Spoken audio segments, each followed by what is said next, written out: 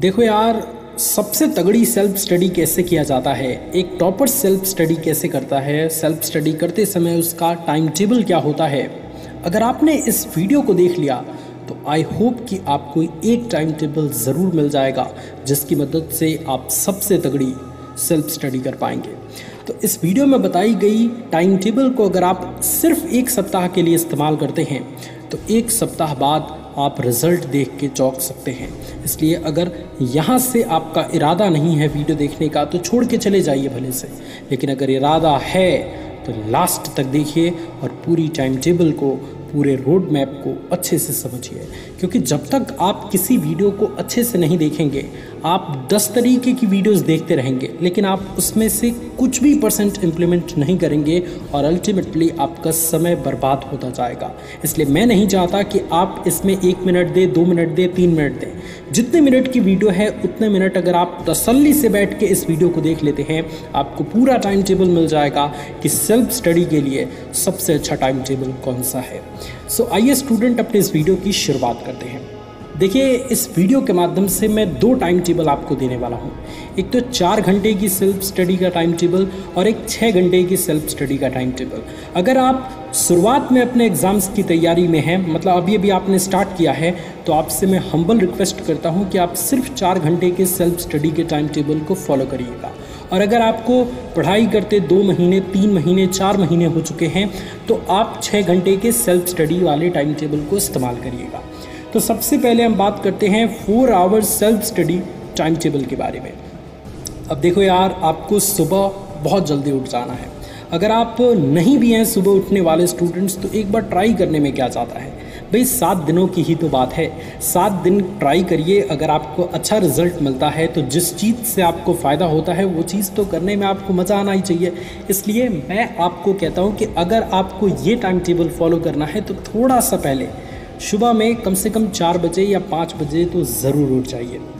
अब उठने के बाद आप मोबाइल सीधे मत पकड़ लीजिए, क्योंकि मोबाइल एक ऐसी चीज़ है जिससे आप काफ़ी ज़्यादा डिस्ट्रैक्ट होंगे, आपका दिमाग फिर उलझने लगेगा।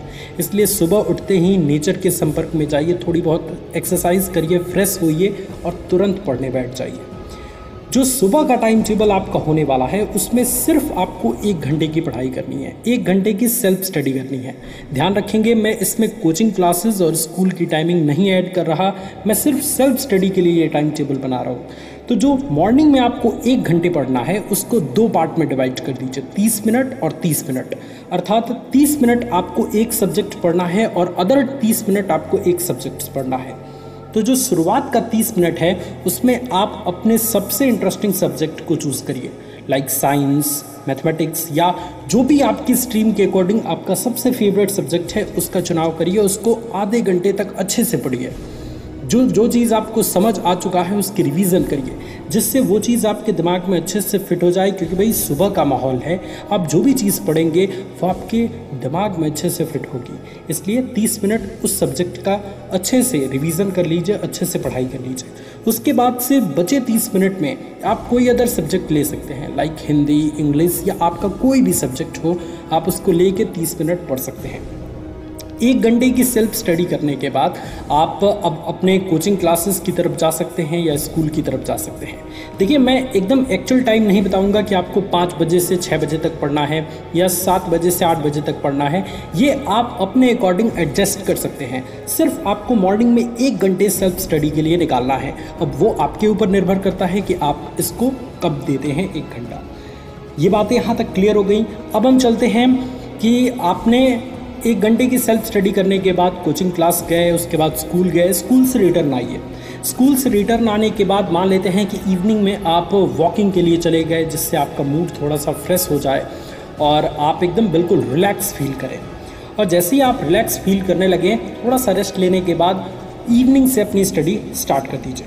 अब ध्यान रखने वाली बात है कि इवनिंग में आपको सिर्फ 3 घंटे अपने सेल्फ स्टडी को देने हैं, ठीक है। मैं जानता हूं कि आपकी कोचिंग क्लासेस भी शाम को होती है, इसलिए सिर्फ सेल्फ स्टडी को आपको 3 घंटे देने हैं। अब इस 3 घंटे में जो सबसे पहला वाला घंटा है उसमें आपको मैथमेटिक्स पढ़ना है। क्योंकि इवनिंग टाइम में जाहिर सी बात है कि थोड़ी बहुत शोरगुल होती है, तो इस स्थिति में मैथमेटिक्स आपके लिए अच्छा सब्जेक्ट रहेगा। या आपकी स्ट्रीम के अकॉर्डिंग जो भी ऐसा सब्जेक्ट है जिसको लिख के पढ़ने वाला सब्जेक्ट है उसको चूज़ करिए और 1 घंटे उसे पढ़ जाइए। दूसरे घंटे को आप 2 पार्ट में डिवाइड कर दीजिए, 30 मिनट और 30 मिनट।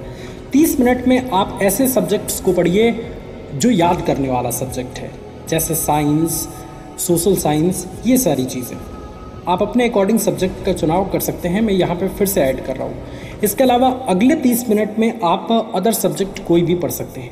अभी भी आपके पास 1 घंटे का समय बचा है। अब इस 1 घंटे में सबसे इंटरेस्टिंग चीज़ करनी है क्विक रिवीजन।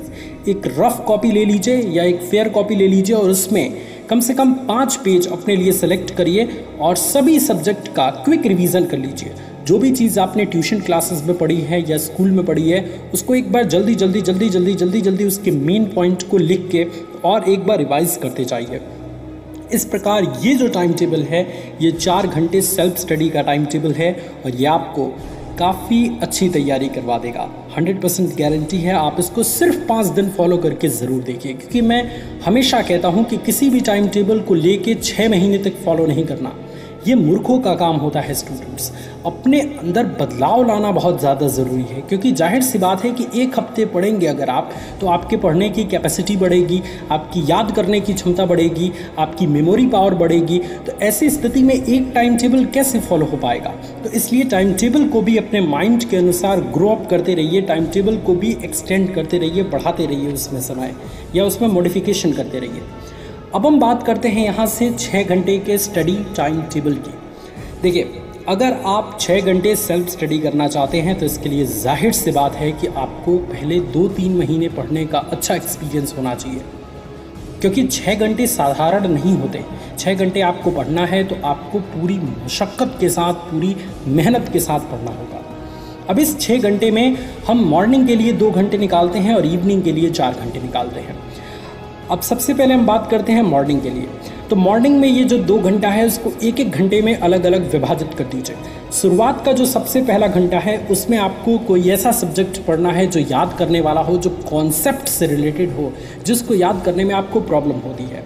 क्योंकि स्टार्टिंग अगर उस सब्जेक्ट से करते हैं तो वो सब्जेक्ट अच्छे से आपका तैयार होता है। उस सब्जेक्ट को तैयार करने के बाद अगले 1 घंटे आप अदर सब्जेक्ट कोई भी ले सकते हैं अपने फेवरेट सब्जेक्ट के अकॉर्डिंग। और ये 2 फेवरेट सब्जेक्ट सुबह में पढ़ने के बाद आप अगेन कोचिंग क्लासेस जा सकते हैं या स्कूल जा सकते हैं या अदर एक्टिविटीज़ जो भी आपको करना है आप कर सकते हैं। उसके बाद हम सीधे आते हैं इवनिंग टाइम में। तो इवनिंग टाइम में बाहर थोड़ा सा घूमने के बाद, दिमाग को रिलैक्स देने के पश्चात आप अपनी इवनिंग टाइम की स्टडी स्टार्ट करिए। अब इवनिंग टाइम में जैसा कि मैंने कहा कि 4 घंटे आपको मिले हैं, तो 4 घंटे में सबसे पहले घंटे में आपको मैथमेटिक्स पढ़ना है, क्योंकि अगेन मैथमेटिक्स बहुत इंटरेस्टिंग सब्जेक्ट है और इसको लिख के पढ़ना है। उसमें ज़्यादा दिमाग डिस्ट्रैक्ट नहीं होता, क्योंकि लिखने वाली चीज़ें दिमाग को डिस्ट्रैक्ट नहीं करती।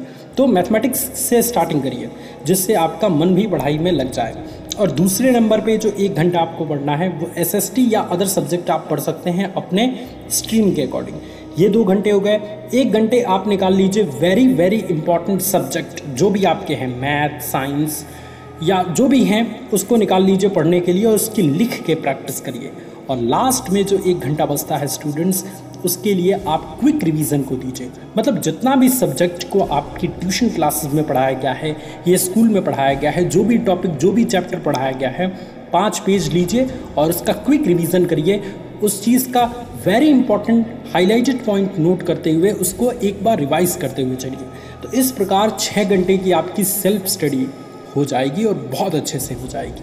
और मैं फिर से कह रहा हूँ स्टूडेंट्स कि इस टाइम टेबल को 7 दिनों से ज़्यादा आपको इस्तेमाल नहीं करना, क्योंकि 7 दिन इस टाइम टेबल को इस्तेमाल करके देखिए। अगर इस टाइम टेबल से आपका फ़ायदा हो रहा है, आपकी परफॉर्मेंस इंक्रीज़ हो रही है, आपको पढ़ने में ज़्यादा मज़ा आने लग रहा है, तो इस टाइम टेबल में थोड़ा बहुत बदलाव करके फिर इस टाइम टेबल को अगले 7 दिन तक यूज़ करिए।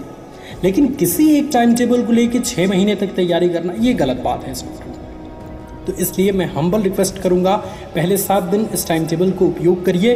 अच्छा लगे, अगर इससे आपका परफॉर्मेंस बढ़े तो डेफिनेटली इस टाइम टेबल को और 1 सप्ताह फॉलो कर सकते हैं।